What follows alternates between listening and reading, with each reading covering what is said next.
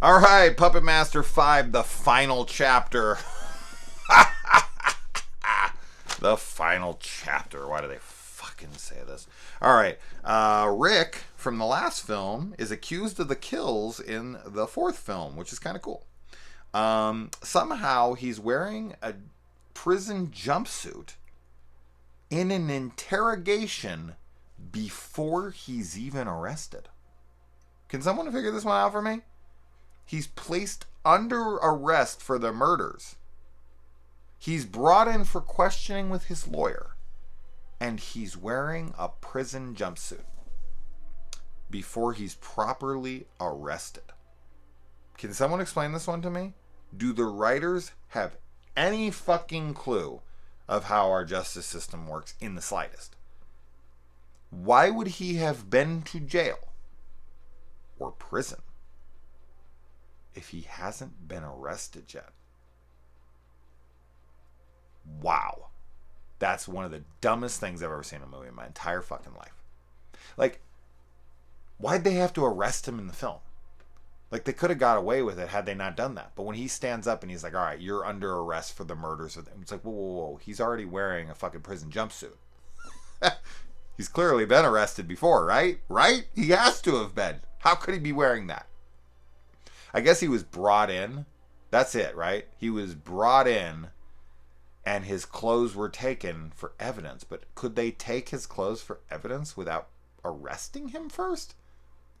For the suspicion?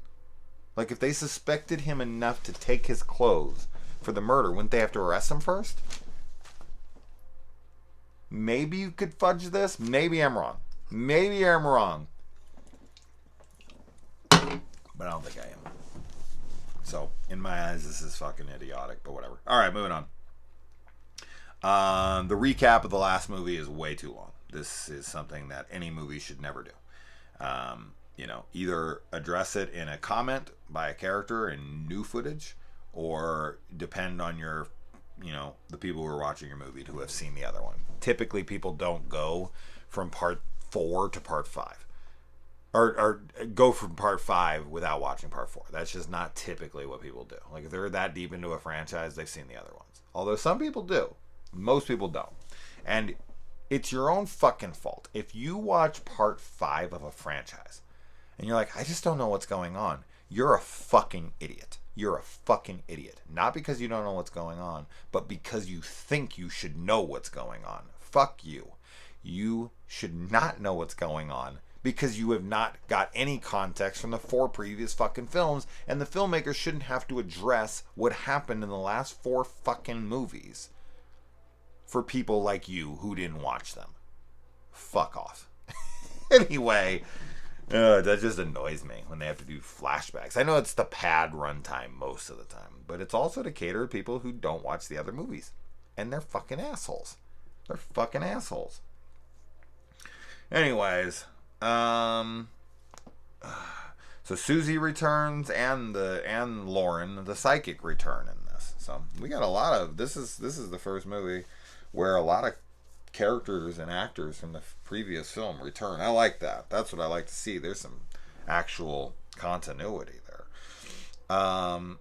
And I like the come on transition into the bedroom. She's like, come on, and then like he gets out of there, and then they're like in the bedroom, and she's like, come on. It's like 2 different come ons in a row. It's great stuff. And then they could have like done an extended X-rated scene where she's like, come on me. That would have been the scene I would have preferred, but of course I don't get what I want. And he falls asleep. Nipples on Demon are hilarious, so close together. I already mentioned this in the previous review. I don't know why I had to put he falls asleep nipples on Demon. We get Clu Gulager here in this movie for about 2 seconds, so it's cool to see him.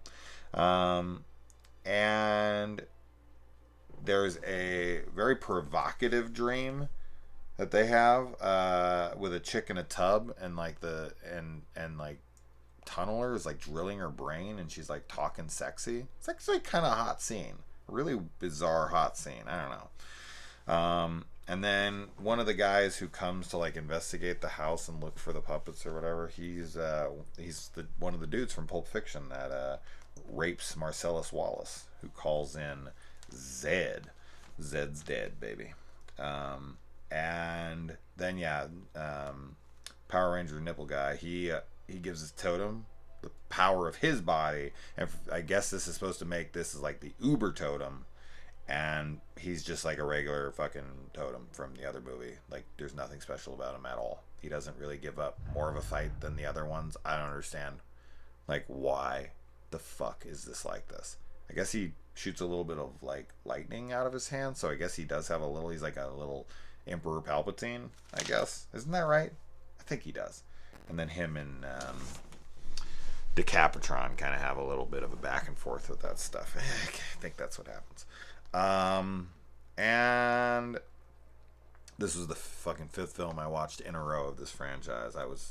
By that point, I was so done. And the demon can walk through walls. That's a neat trick. The totem can walk through walls, so I guess that's, yeah. Now they're in a fight in the elevator, and this is like a 5-story building, and this elevator is going forever, and then when it stops and they get out, the thing still continues to go down. How fucking long is this elevator? It's either the slowest elevator in existence, or there's a bunch more floors that we can't see in the Bodega Bay Inn. And so fucks with Rick, gets burned, and fucks with Rick. So I think the dude, he tries to fuck with Rick, and then he gets his ass burned. I like wrote down a pun here, but I can't even remember now. But whatever. And then Decapitron gets like a new head where he kind of has like X-ray vision or something. He like pops it on. So he has a neat little new head gadget that he uses for about 3 seconds in the movie. And then that's what happens.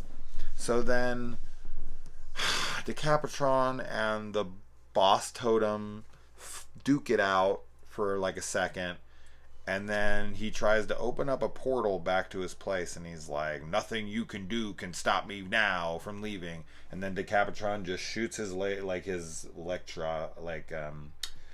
his lightning blasts into the rift, and then it just explodes and kills him, and that's it. He's like, there's nothing you can do except for that. Don't do that.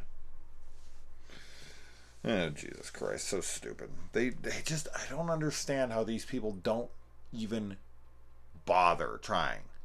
It's wild to me. But there you go.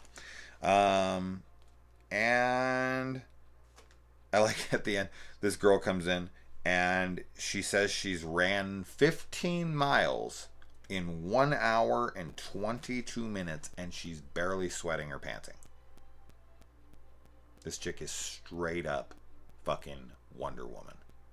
And 15 miles in 1 hour and 22 minutes, and she's completely fine.